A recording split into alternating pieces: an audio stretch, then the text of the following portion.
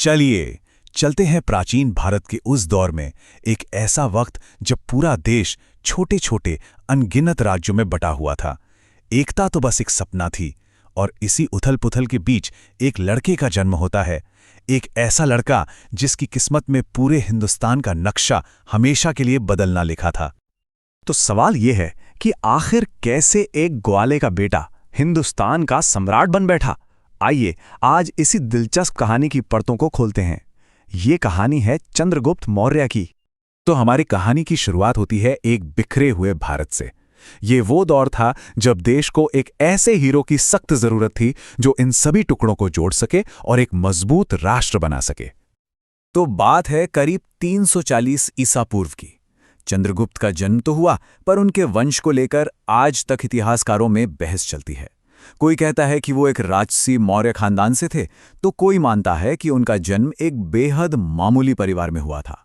मतलब शुरुआत ही एक रहस्य से होती है। जो भी हो, उनका बचपन ग्वालों के बीच बीता। जिंदगी आसान नहीं थी, संघर्ष से भरी थी, पर शायद यही वो मुश्किल हालात थे जो उनके अंदर वो जबरदस्त हिम्मत और लीडरशिप की काबिलियत पैदा कर रहे थे, जो आगे चलकर एक बहुत बड़े साम्राज्य की बुनियाद बनने वाली थी। और फिर होनी को कुछ और ही मंजूर था।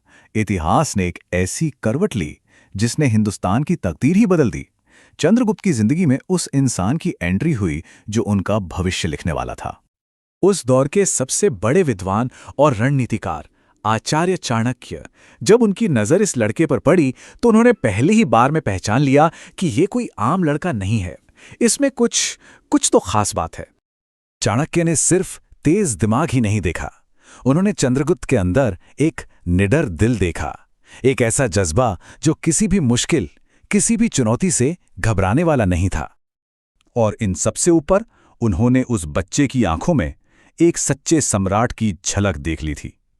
चाणक्य को यकीन हो गया था कि यही वो इंसान है जो भारत को एक सूत्र में पिरो सकता है। अब इस कहानी में एक विलन की एंट्री होती है, और इसी के साथ जन्म होता है एक ऐसी प्रतिज्ञा का जिसने एक पूरे साम्राज्य को उखाड़ फेंकने की आग जला दी। उस समय मगध पर नंद वंश का राज था, और राजा था धनानंद। वो बहुत ही अत्याचारी और घमंडी किस्म का राजा था। अपनी जनता पर भारी टैक्स लगाता था और विद्वानों की कोई इज्जत नहीं करता था। और बस धनानंद ने जब भरे दरबार में चाणक्य का अपमान किया, तो चाणक्य ने उसी वक्त एक कसम खाई कि वो इस नंद वंश को जड़ से मिटा देंगे। और अपनी जबरदस्त प्रतिज्ञा को पूरा करने के लिए उन्होंने अपना सबसे बड़ा हथियार चुना, चंद्रगुप्त मौर्य को। और यहीं से शुरू हुआ लड़ाइयों का वो सिलसिला जिसने इतिहास रच दिया। लेकिन जीत के राह बिल्कुल भी आसान नहीं थी। शुरुआत में तो चंद्रगुप्त को कई बार हारना पड़ा। तब चाणक्य ने उन्हें एक बहुत ही जरूरी सलाह दी। उन्होंने कहा, राजधानी पर सीधा हमला मत करो, पहले सरहदों से दुश्मन को कमजोर करो, और सबसे जरूरी, लोगों का भरोसा जीतो। और चाणक्य की यह रणनीति काम कर गई।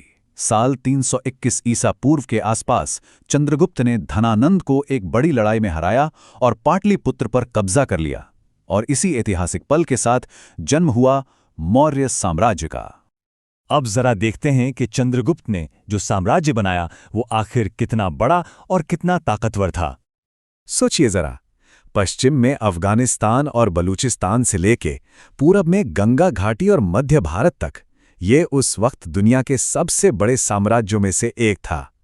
ये एक इंसान के देखे हुए सपने और उसकी हिम्मत का जीता जागता सबूत था। लेकिन असली चुनौती तो अब आने वाली थी। अब चंद्रगुप्त का सामना हुआ सिकंदर महान के सेनापति सेल्यूकस निकेटर से। ये नए नवेले मौर्य साम्राज्य का असली इम्तिहान था। युद्ध के बाद जो संधि हुई उसका नतीजा तो और भी हैरान करने वाला था। चंद्रगुप्त को न सिर्फ एक बहुत बड़ा इलाका मिला, बल्कि सेल्यूकस ने उन्हें तोहफे में 500 जंगी हाथी भी दिए। उस जमाने में यह बहुत बड़ी सैन्य ताकत मानी जाती थी। चंद्रगुप्त का साम्राज्य सिर्फ बड़ा ही नहीं था, बल्कि बहुत अच्छी तरह से चलता भी था।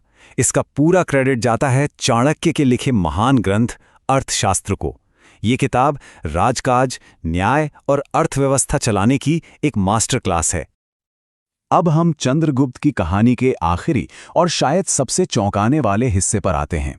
एक ऐसा मोड़ जिसके बारे में किसी ने सोचा भी नहीं होगा। अपनी जिंदगी के आखिरी दिनों में चंद्रगुप्त ने सब कुछ छोड़ दिया।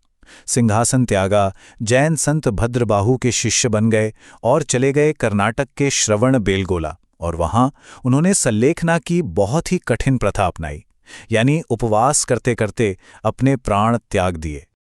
चंद्रगुप्त मौर्य की विरासत आज भी हमारे इतिहास का एक अहम हिस्सा है।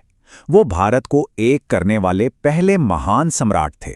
उन्होंने एक मजबूत और न्यायप्रिय शासन की नींव रखी। सच तो ये है कि उनके बिना शायद अशोक महान का उदय भी मुमकिन नहीं हो पाता। तो आखिर में बस एक सवाल रह जाता है, ज्यादा मुश्किल क्या है, एक इतना बड़ा साम्राज्य बनाना या फिर कामयाबी के शिखर पर पहुंचकर उसे एक पल में छोड़ देना? यही सवाल चंद्रगुप्त मौर्य की कहानी को इतना महान और यादगार बना देता है।